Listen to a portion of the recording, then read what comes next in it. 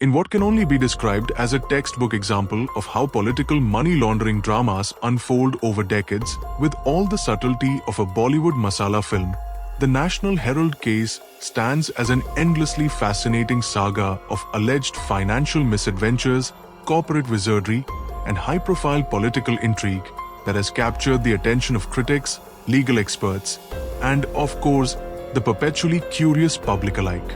The case, which involves allegations against two of India's most recognized political figures, Sonia Gandhi and her son Rahul Gandhi, is not merely a story of disputed real estate and financial transactions. It is a case that weaves together India's colonial past, its post-independence ideologies, and the murky corridors of modern political finance, all served with a generous side of irony and sarcasm that might suggest even the most audacious of financial schemers would be left scratching their heads. The National Herald newspaper, founded on 9 September 1938 by Jawaharlal Nehru, with a lofty mission to serve as the voice of India's freedom movement, soon became a stalwart icon in the country's media landscape. Over the years, however, as the dusty pages of history gave way to the dazzling promise of modern India, the newspaper, once hailed for its stalwart commitment to democracy and national integrity, fell on troubled times.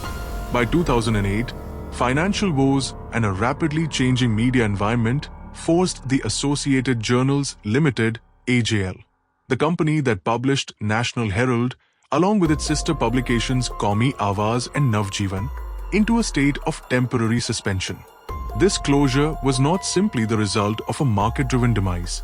Rather, it opened the stage for an extraordinary sequence of transactions that would later serve as the fulcrum of allegations of fraud, misappropriation, and criminal conspiracy. To understand the full breadth of this multi-layered case, one must consider the series of financial and corporate maneuvers that followed shortly after the newspaper's operational shutdown. In a move that has been described by its critics as both ingenious and flagrantly questionable, a new entity called Young Indian Limited (YIL) was incorporated in November 2010 under the guise of a not-for-profit organization. Ostensibly set up to promote social causes and preserve the legacy of India's storied freedom movement, YIL was soon revealed, to the chagrin of skeptics, to have a much murkier agenda. In a series of transactions that read like a script penned by a master of irony, YIL acquired nearly all the shareholding of the beleaguered AGL for a sum that would make any bargain hunter's heart skip a beat, a mere 50 lakh rupees. Consider, if you will, that the real estate holdings of AGL, spread across major cities such as New Delhi, Mumbai, and Lucknow, are alleged to be worth over 2,000 crore rupees. Yes, you read that right. For a pittance of 50 lakh rupees, control over assets valued in the thousands of crores was transferred into the hands of a company under the control of none other than the Congress family itself, where Sonia and Rahul Gandhi hold 38% each, with the remaining stakes formerly held by party heavyweights like Motilal Vora and Oscar Fernandez, whose shares, after their demise, conveniently left the Gandhi duo with what many critics describe as beneficial ownership. The genesis of these transactions is shrouded in a mix of political idealism and financial engineering that borders on the surreal. To add further spice to the narrative, a loan, interest-free, mind you, amounting to approximately 90 crore rupees was extended by the All India Congress Committee (AICC) to AJL. Official narratives claim that this loan was meant solely for reviving the National Herald, to clear liabilities, and to put the storied newspaper back on its feet. However, Subramanian Swamy, a BJP leader known for his acerbic critiques of the Congress party, saw this arrangement for what he believed it to be a cleverly disguised fraud. In his complaint filed in November 2012, Swamy alleged that the transaction was not driven by any noble aim of preserving an archival piece of India's journalistic heritage, but was instead a strategic maneuver to misappropriate public assets for private gain. With biting sarcasm, one might say that if this were a heist film, the plot would involve an interest-free loan, a ragtag band of reluctant newspaper publishers, and a sham transaction that turned priceless historical properties into mere financial paper, an allegory for a modern state's struggle to maintain the balance between public service and private enrichment. As the legal battle unfolded, the case took on a complexity that seems to rival its own legend. Subramanian Swamy's lawsuit, which accused the Gandhis of fraud, land grabbing, and misappropriation, triggered a cascade of judicial and investigative actions. The trial court summoned the accused multiple times, and the saga traversed the corridors of the Delhi High Court, the Supreme Court, and various investigative agencies. In a sequence of events spanning over a decade, the case has seen times the filing of a private complaint by Subramanian Swamy in November 2012 alleging fraudulent transactions amounting to the misappropriation of assets worth several thousand crores. Times the incorporation of Young Indian Limited (YIL) in November 2010, followed by the acquisition of 99% of AJL's shares for a nominal sum, thereby giving control of AJL's assets to a company in which Sonia and Rahul Gandhi were the major stakeholders. Times the alleged extension of an interest-free loan of roughly 90 crore rupees by the AICC to AJL, which was later converted into a debt that was purportedly written off in favor of the takeover by YIL.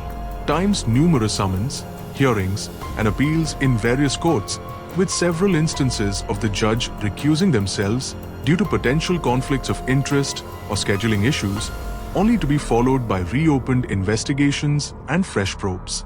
Amid these twists, the Enforcement Directorate, ED, India's premier agency for investigating money laundering and economic crimes, eventually took center stage. The ED's inquiry, which began in earnest around 2021 after a partial reopening of the investigation, culminated in the filing of a charge sheet in April 2025. This charge sheet, bristling with accusations under the Prevention of Money Laundering Act (PMLA) and other statutes, names Sonia Gandhi, Rahul Gandhi, and several of their associates, including Sam Pitroda and Suman Dubey, as accused persons. The charges allege that the entire sequence of transactions was not a bona fide attempt to resurrect a national institution, but rather a well-orchestrated plan to launder money and misappropriate public assets. In the light of the ED's charges, the case now appears to pivot on several key allegations that are, on the face of it, both startling and, one might add, almost laughable in their audacity. Times the alleged transfer of AJL's shareholding to YIL for merely 50 lakh rupees, in stark contrast to the estimated real estate value of over 2,000 crore rupees. Times the conversion of a substantial interest-free loan of around 90 crore rupees into a S0 cost debt written off during the transfer, an arrangement that would raise eyebrows even in a fictional tale of high finance. Times the purported misuse of a not-for-profit company, YIL, as a Trojan horse to circumvent statutory provisions that prevent profit distribution and to mask the true value of the transaction as being, in truth, a fraudulent asset grab. Times the subsequent use of the assets of AJL, not for any journalistic revival, but allegedly to generate bogus revenues, including fabricated advance rent, phony advertisement receipts, and sham donations purportedly amounting to tens of crores. It is this collection of allegations that has propelled the case into the national spotlight, serving as a rallying cry for Congress supporters who decry the move as an example of politically motivated vendetta and state-sponsored harassment. Congress leaders have consistently dismissed the ED's actions as nothing more than an elaborate distraction, an attempt by the ruling BJP government to silence opposition voices rather than a genuine quest for justice. With characteristic bravado, and one cannot help but note the irony, the party has argued that since YIL operates as a not-for-profit, any financial benefits ostensibly flowing to the Gandhis are merely incidental, and that the loan was issued solely to salvage the legacy of National Herald, not as a pretext for asset misappropriation. Yet, for all its political rhetoric and claims of fairness, the case is laden with facts and figures that paint a picture of stunning financial incongruity. Consider these bullet point highlights that encapsulate the crux of the controversy. Times National Herald's transformation. Founded in 1938 by Jawaharlal Nehru, the newspaper played a pivotal role in India's struggle for independence, but was forced into closure in 2008 due to mounting financial losses and failure to modernize. Times the creation and objectives of VIL, established in November 2010 as a not-for-profit entity with a stated purpose of promoting social objectives. It soon came to dominate AJL's shareholding structure, with Sonia and Rahul Gandhi controlling 76% of the shares. Times the jaw-dropping financial disparity, AJL's real estate, covering prime locations in cities like New Delhi, Mumbai, Lucknow, and others, is estimated to be worth upwards of 2,000 crore rupees. Yet the transfer to VIL was effected for a negligible sum of 50 lakh rupees. Times the 90 crore rupees loan, an interest-free loan extended by the AICC to AJL that was later allegedly converted into a sham transaction, contributing to the overall narrative of financial misadventure. Times the ETS charges, filed in April 2025, charging the accused under multiple sections of the PMLA, including sections addressing money laundering and corporate offences, with the allegation that the transactions were designed to confer personal benefits while circumventing legal restrictions on profit distribution by a charitable company. What makes this entire affair all the more intriguing and worthy of a heavy dose of sarcasm is the sheer implausibility of it all. One can almost imagine a scriptwriter saying, "Let's take a company originally established to promote India's freedom, let's allow it to accumulate millions in real estate, then let's hand it over to a not-for-profit run by political dynasts for a song, and finally claim it's all for the sake of reviving a historic newspaper." It's a narrative so rich in irony that if it weren't unfolding in real life, one might dismiss it as an absurd parody of itself. Adding further layers to the drama is the judicial trajectory this case has taken over the years. Court proceedings, filled with multiple hearings, appellate directives, and recusal by judges due to the sensitive political nature of the parties involved, have kept legal observers on tenterhooks. The trial court's repeated summons of the accused, the High Court's interventions, and now the ED's latest charge sheet collectively form a timeline that underscores not just a protracted legal battle, but one in which the stakes are as high as the public's fascination. Despite these complexities, the legal narrative still hasn't been fully resolved, ensuring that the case remains a live wire of controversy and speculation. In a world where political opposition is often accused of being mired in petty squabbles or engaged in ideological posturing, the National Herald case forces one to reckon with the sobering reality of how intertwined media, money, and politics can become. The alleged misappropriation of public assets under the banner of reviving a national institution, a newspaper that once symbolized the very struggle for independence, adds a historical poignancy to the case, albeit one that is laced with bitter irony. After all, what could be more ironic than using a free, not-for-profit entity to mask a transaction that effectively strips a nation of valuable public assets, all in the name of preserving a legacy that dates back to India's freedom struggle? Even more, the case highlights the modern challenges of managing heritage institutions in an era where financial acumen and transparency are as essential as editorial integrity. The fact that the same assets which once belonged to a newspaper steeped in the lofty ideals of secularism and democracy are now at the heart of allegations of corporate fraud and money laundering seems almost a cruel twist of fate.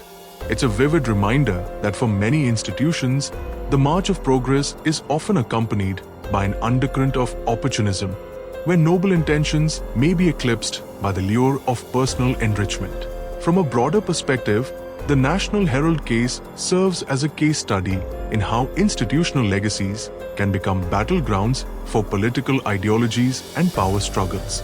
The transformation of a revered newspaper into a financial asset that is allegedly subject to manipulation by political leaders is not just a story of mismanagement or corporate shenanigans, it is, in many ways, a microcosm of the challenges facing democratic institutions in a time of rapid change. In the midst of global debates over financial transparency, corruption, and the proper role of political parties in public life, this case offers a rather sardonic commentary on the state of modern governance.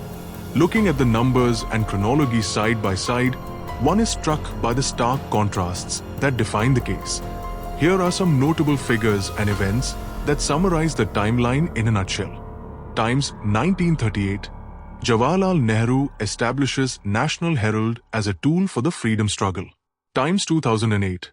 Due to financial instability and failure to modernize, AJL suspends operations, effectively putting the future of National Herald in jeopardy. Times November 2010.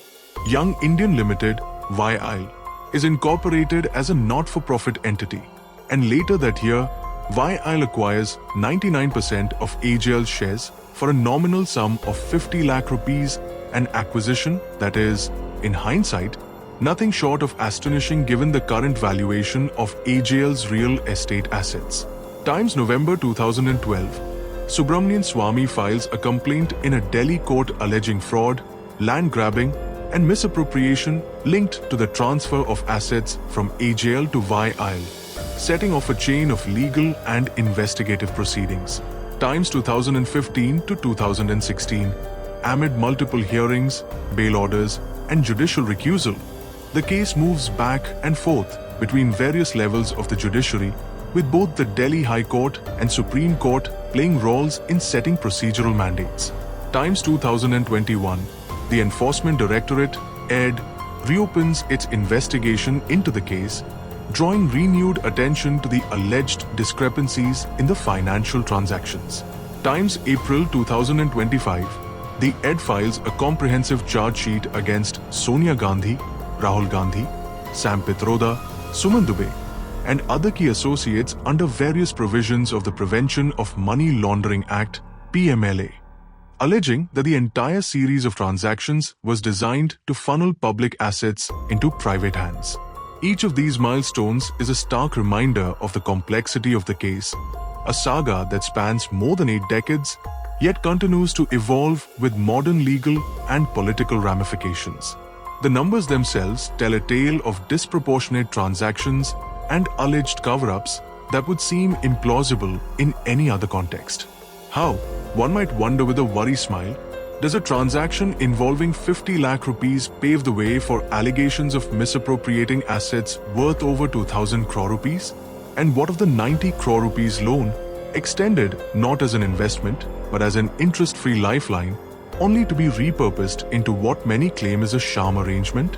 Of course, the answers to these questions are mired in the labyrinthine world of corporate accounting, legal technicalities, and political brinkmanship, a world where the lines between legitimate financial restructuring and outright fraud can blur under the glare of public scrutiny. It is in this hazy middle ground that the National Herald case finds its home, making it a compelling subject for both academic inquiry and public debate. Beyond the mere numbers, however, the case also raises broader questions about accountability, transparency, and the responsibilities of political leadership.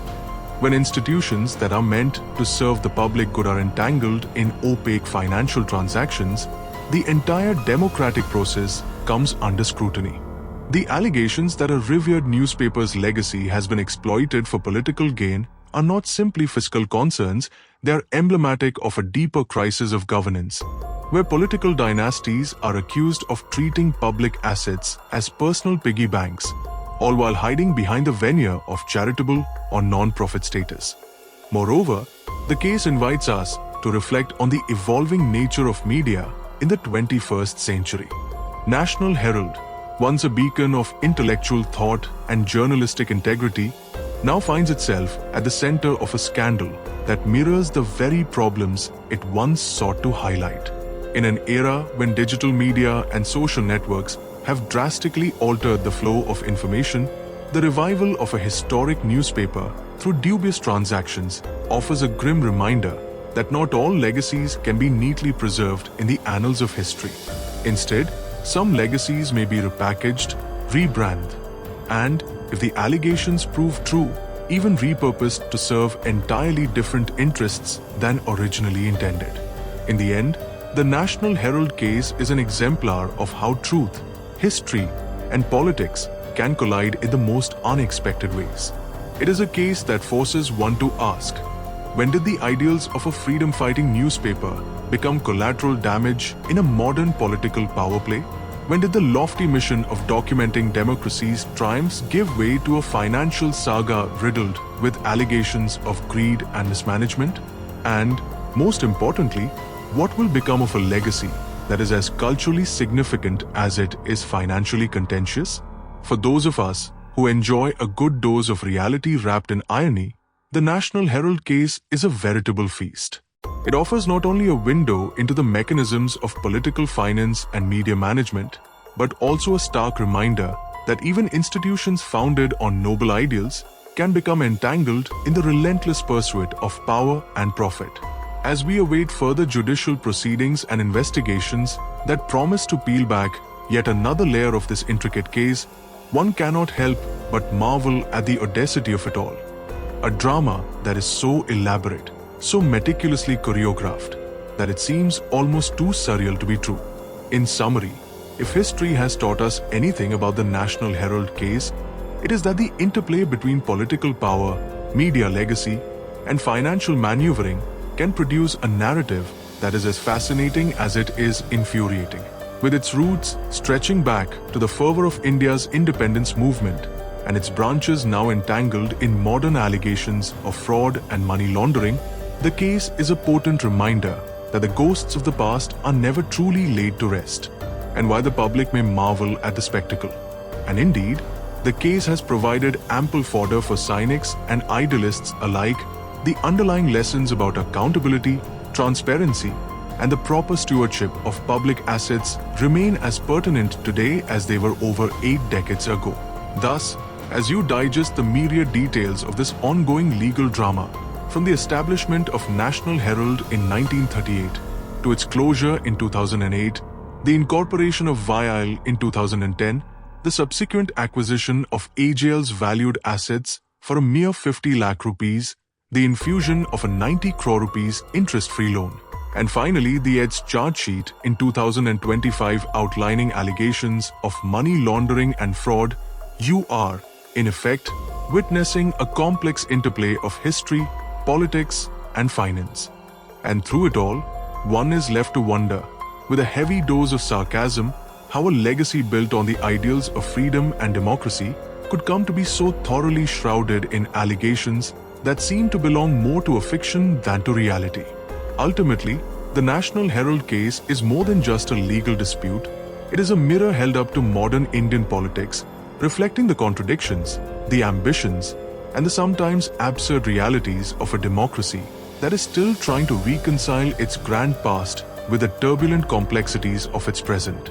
Whether the final chapters of this saga will vindicate the accused or expose a carefully orchestrated fraud remains to be seen. But one thing is clear: the case will continue to serve as a rich repository of lessons, controversies, and, yes, the very kind of dark humor that underscores the unpredictable nature of political power.